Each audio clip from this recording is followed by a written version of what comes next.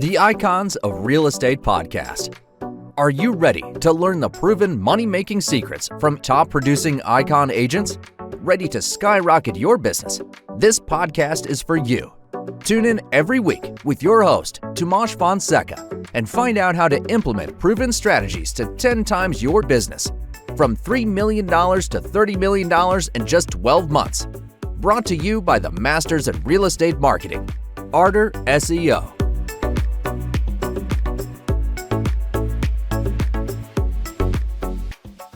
Hello. So here we have one of the top realtors in California from San Diego. His name is Craig Sanger.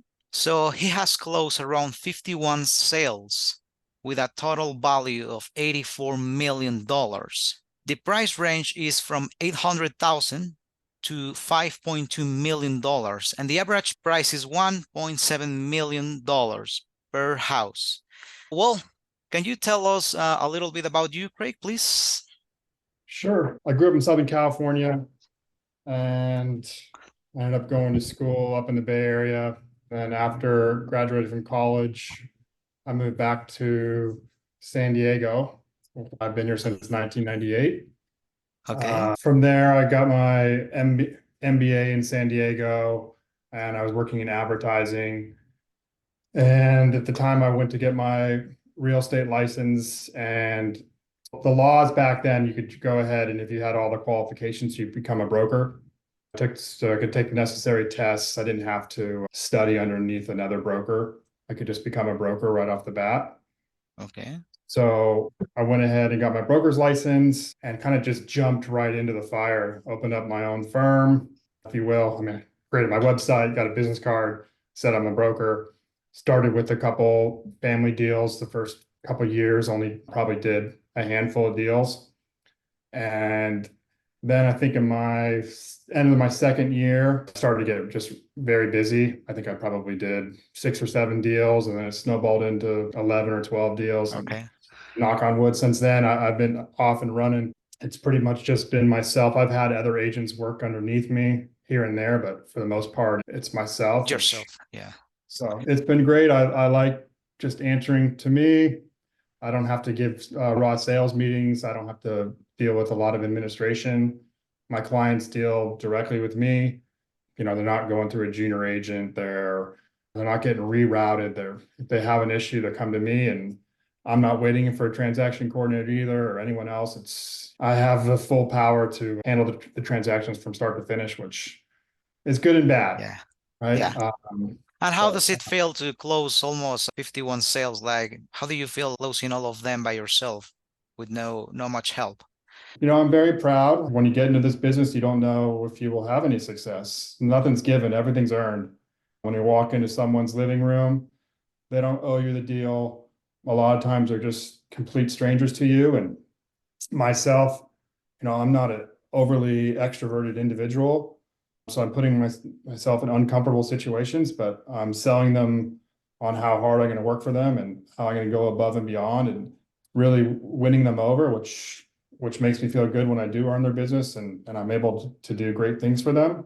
You know, early in my career, and I still do it today, but I was able to go above and beyond other agents. I mean, whether it required packing up boxes or doing the staging myself or working odd hours, it was an all-out hustle to prove myself. And I ended up delivering a lot of value, which spread the word, and you're able to make the referrals work in your favor. You know, you're only as good as your last deal. So impressing your previous client is of paramount importance to me.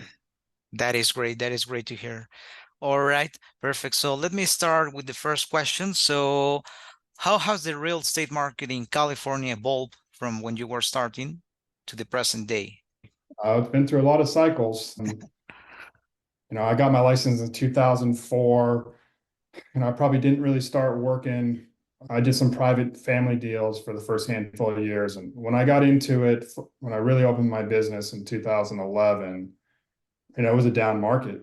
I had a lot of short sales, a lot of foreclosures. It was an extreme buyer's market. Just a completely different time than what it's been the last handful of years, where it's totally flipped, and now it's an extreme seller's market. just not a lot of inventory. Prices have gone to the moon. It's very competitive for the buyers out there to get a property. So it's interesting seeing both sides of it. As a real estate agent, I prefer, if I had to choose, I prefer the seller's market over the buyer's market, but I've sort of gone through it all. That is great. Yeah, it's been challenging and everything's changing all the time. But how do you stay updated with the latest trends and developments into the real estate market? How do you update yourself? I see what my competitors are doing. I mean, social media has sort of taken a foot, not dramatically in the San Diego market. There's no super major players dominating the social media space that's catapulted to the next level, but it's out there. Everyone who's successful in this business has some social media presence. So that certainly didn't exist when I got into this business. The media that's available, from whether it's drones or virtual staging or any of the other tricks of the trade, those things didn't exist back in the day. Okay. Just even, texting didn't exist when we started. So a lot of transactions are negotiated over text or coordinated. And sometimes it's hard to really understand someone's emotion behind the text. It's still nothing substitutes picking up the phone and making a phone call. But so things like that have changed. You just sort of have to roll with it. No one's faxing their offers anymore. Everyone's using DocuSign. Also, everyone thinks what they read on the internet is true. So you have a lot of buyers that start their search on Zillow, feel like they know what's happening in the market, and They done. they think the prices are going to come down just because they're hopeful that they will. Not that they're based in any truth, because no one knows. That is amazing because you know more than internet. I mean, many people are trusting internet, but they don't trust themselves. They don't trust their experience, and you do. You do it very well. Well, I appreciate that. Yeah, No one has a crystal ball. The market is what the market is, and if you're looking to buy or sell, it is what it is. And I've had many buyers just stay on the sidelines and watch the market pass them by. And unfortunately, some of them have moved out of California because they can't afford it anymore when they could have before. Or some of them are moving to different neighborhoods or focusing on other areas because they just passed the point where they can't afford where they're looking. yeah. All right. Yeah. So let's pass to a funny question like, what do you enjoy the most about being a real estate broker for your clients? I mean, overall, I love the flexibility of my job. I'm never standing still. I like everything from going to see the properties to doing the research on what's a good offer to put together. I enjoy the negotiation part, helping my clients get the proper inspections, all the way through giving referrals for handymans that have helped in the past, to seeing the joy on their face when they close. So it's a very different job that I've had in the past, where I'm not just sitting in a cubicle getting paid to keep my seat warm from 8 to 5 p.m. Yeah. That didn't really work for me. Nowadays, I can have my cell phone in my pocket. I can be out anywhere.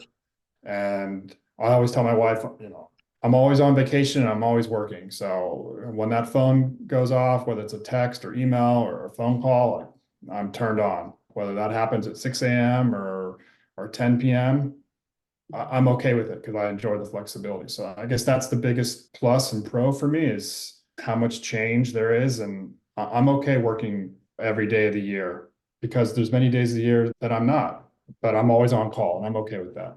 That is great. And how do you balance your professional life with your family responsibilities? I have a very supportive family. It gets trying at times, but they understand that when I'm not working, I'm with them. And there's a lot of times I'm driving my kids to school and a call comes in from a client. They know to be quiet while I take the call. You can't miss any opportunity. If it goes to voicemail, it's gone. That prospective client may go somewhere else. It's so important to be there. I think if you asked any of my clients, they would say, I don't know how Craig does it. He just always answers immediately, which I think is critical. If you want to be in this business, you have to be responsive. Otherwise, it'll just pass you by. Yeah, that's true, of course. And I saw you were playing golf, right, in the past. I play a lot of golf, so I do some business on the golf course. Again, it's great because I have my phone in my pocket, so I can move transactions along. I can negotiate via text. I can DocuSign on my phone. I can, for my mental health, I can be out in the golf course, feel like I'm doing something good for my spirit. Yeah, But I'm not really taking away any time from the office in my book because I'm still available and I do push things along. I'm not a roadblock. I call it distracted golf, but it's better than no golf. that is great, actually. That's great for your spirit, your mind, your body, and everything. Absolutely. Yeah, absolutely. Absolutely. Yeah, well, one more question. What advice would you give to someone starting in the real estate business today? Young people or even somebody who's just trying to change a new career? I mean, you have to put yourself out there. So when I started, I hand wrote postcards to probably a sphere of maybe 100 plus people, either friends or family or old colleagues, and just let them know, hey, I'm now making this career change. I'm a realtor. If I can help address any of your questions about real estate, I'm here for you. I wasn't necessarily expecting to get business from that, but planting the seed and getting a conversation rolling. Turns out of those 100 postcards, I think I got a couple phone calls and ended up doing my first deal. Friends of an extended family member did a small condo deal, and that led to other Yeah, deals. So that was the first and foremost to let everyone know. That was pre social media. I don't think Facebook was really off and running at the time. I think there was probably MySpace when I got into it. But yeah, you got to put yourself out there. Probably the best thing for me in my neighborhood, we have a par three course. So I'm the tournament chairperson, if you will, and I run all the tournaments in here. So I'm constantly reaching out to 420 homeowners about an event that's coming, and I have a way to put myself in front of them that's not necessarily real estate related, but they see that I'm doing great volunteer work for the neighborhood. Of course, my signature line is on the bottom of the email. It says I'm a real estate broker. So it's a way for me. I'm obviously passionate about golf, so I'm able to combine my love of golf to bring great events to the community, but also let everyone know, hey, if you have any questions, you see my real estate signature pop up every few weeks, and I'm not just sending you unsolicited information about the real estate market, which you may or may not care about. These emails and posters I put around the neighborhood are just golf related. They just happen to have my, Craig at Craig Sanger Realty email address. of course. Well, that's leading me to another question. Why are you interested in recruiting new people? Like if you have your signature and I see it's successful, why are you not so interested to recruit new people or young people to your firm? That's interesting. When I first started, I thought I was going to be a discount broker and beat everyone on price. And then I would, hire a team of agents underneath me, and I'd become this big behind the scenes administrator.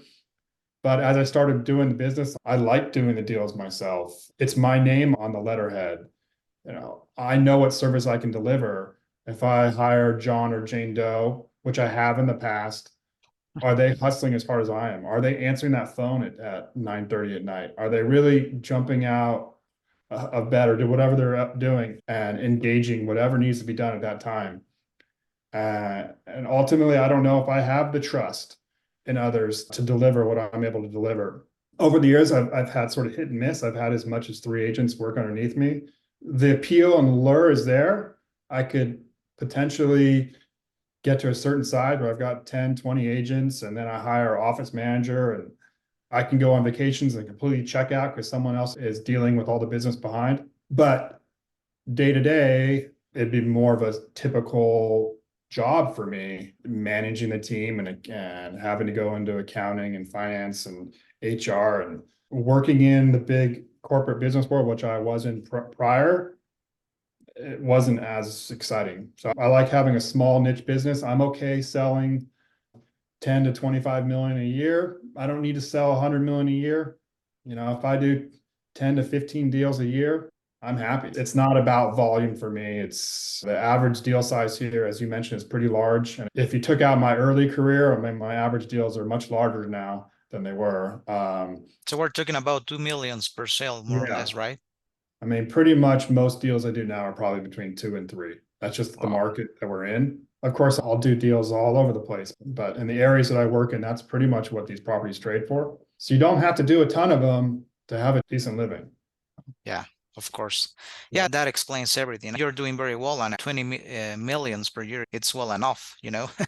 I agree, and I don't have to split it with anyone. I'm not giving Keller Williams 25% of what I make. I'm not, Okay. and I'm not paying desk fees. I'm not paying all these other fees.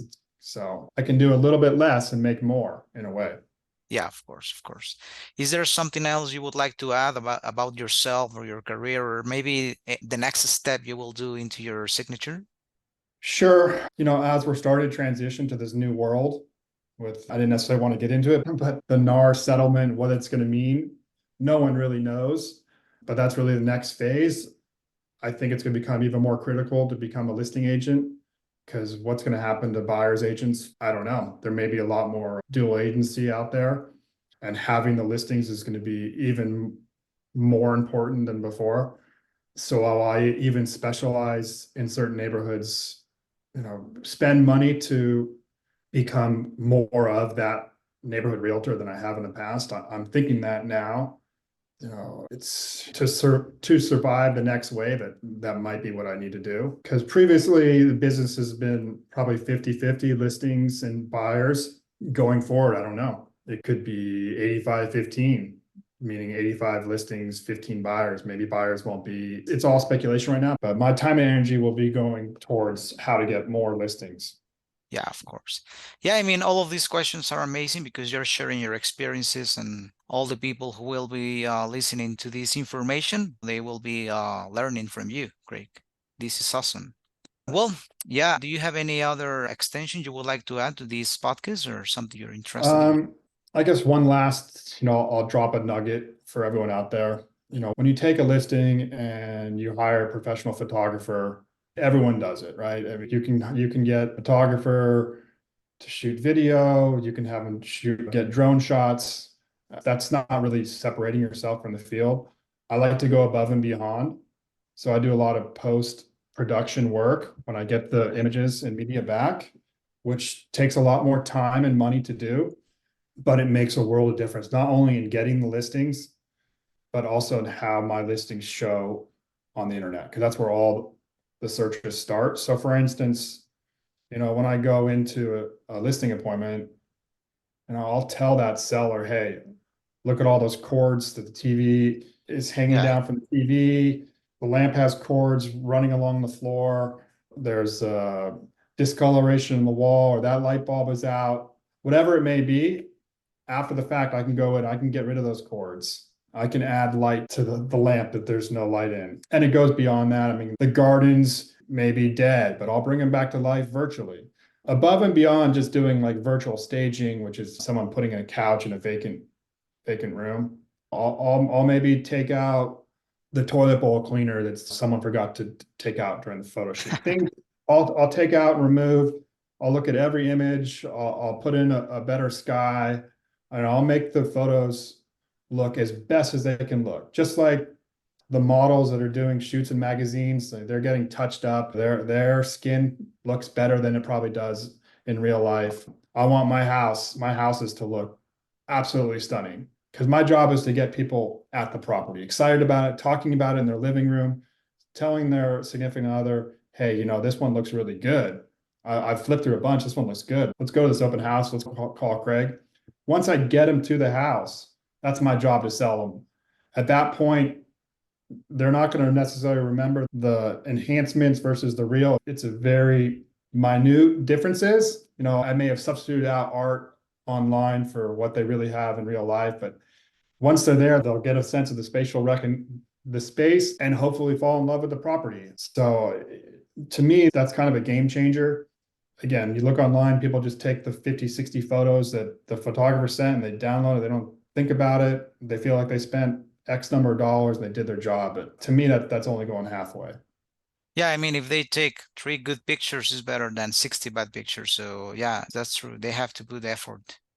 Yeah, and I get the photo dumps of 60, 70 pictures, and I try to cut it down to 25 to 35. Like, I get rid of a lot of pictures that I'm like, well, that's a good angle. That's a good angle. But I, I just want to show the very, very best, and just enough to get them interested. Perfect. Great. Yeah.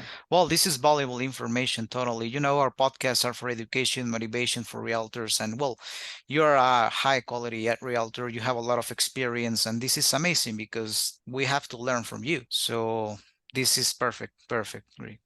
So Yeah. yeah, it was amazing to have you here, and I hope all of the people who are listening to this podcast will be amazed on all this information you're giving. Well, I appreciate the time. All right, thank you very much, Greg. You Thank you. bet. Cheers. Bye. Cheers. Bye.